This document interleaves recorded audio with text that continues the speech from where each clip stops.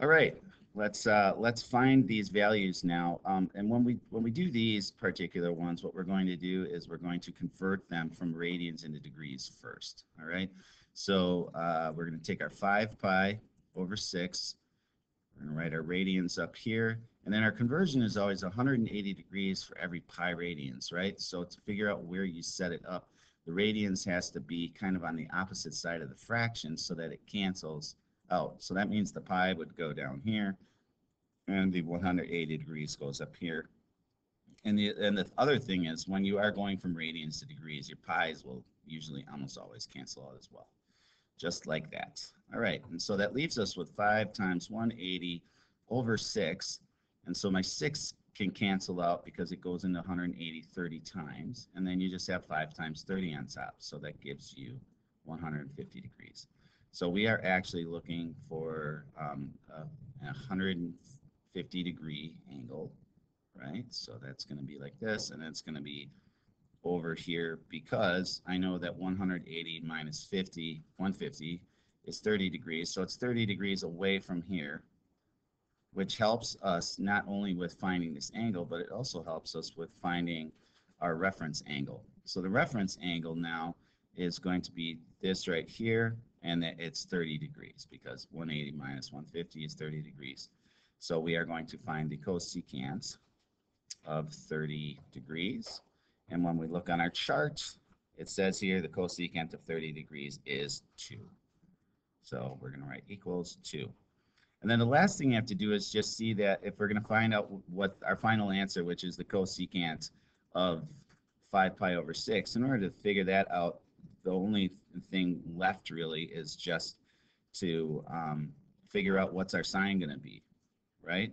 And our sine, like not the trig function, but our actual sine, like positive or negative, our sine is going to be what is it in quadrant 2? Well, in quadrant 2, cosecants and sine are always positive. So we can just use our value of 2, and that is our final answer. All right, so this last one here, jumping right into it, we have 7 pi over 3 radians, so let's turn these into degrees again. So we're going to multiply that, put the pi radians at the bottom so they will both cancel out, and then put your 180 degrees on top. And then we can do some cancellation. So 3 goes into 180 60 times. All right. And then we have 7 times 60, right? And so 7 times 60 gives us 420 degrees. Now, what they're kind of tricking us here, because this is basically asking us, okay, you're finding something and you're going around more than a full rotation, right? Because that's 360. And then when you do this again, you're left with another 60 degrees to get to your 420. So that's going to put me right there. And so even though it looks like, oh, that's going to be confusing, it's really not too confusing because our reference angle is actually in quadrant 1 and is something that we're really comfortable and familiar with working with. So our reference angle is going to be this angle right here, and it's going to be this number right here, that little extra we found, that's 60 degrees, right? So we want to find the cotangent of 60 degrees. All right, and so let's look that up. And so cotangent of 60 degrees, here's your 60 degrees thing, is square root of 3 over 3. And I'm going to switch this over here. So we have the square root of 3 over 3.